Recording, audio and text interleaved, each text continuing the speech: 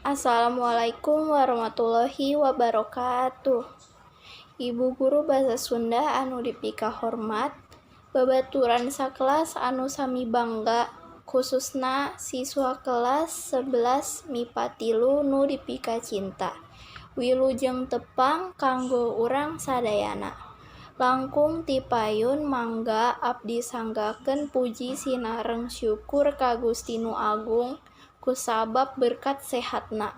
Urang sadayana tiasa kumpul ka dieu.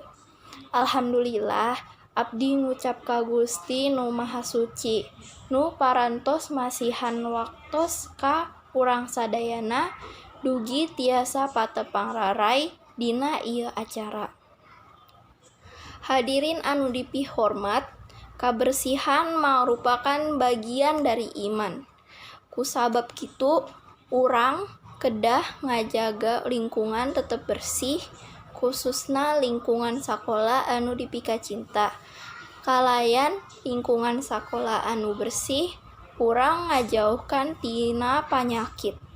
Mimitian ti nyapu kelas, meresihan handapeun meja, meresihan lomari, micen sampah kana tempatna, nyuci jamban kalayan bersih, ngalaksanakeun kawajiban piket di sakola sareng seueur deui.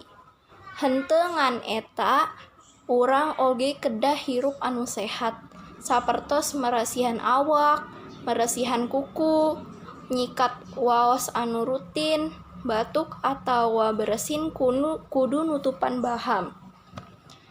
Ku ngajaga kasehatan sareng kabersihan lingkungan sakola, urang tiasa silih jaga kusabab kabersihan sakola mangrupikeun kawajiban urang babarengan. Hadirin sadayana, saur abdi cekap, punten upami aya kalepatan atanapi ucap anu lepat. Eta sadayana sareng hatur nuhun. Tetep jaga lingkungan sakola urang bersih sareng sehat. Hatur nuhun. Wassalamualaikum warahmatullahi wabarakatuh.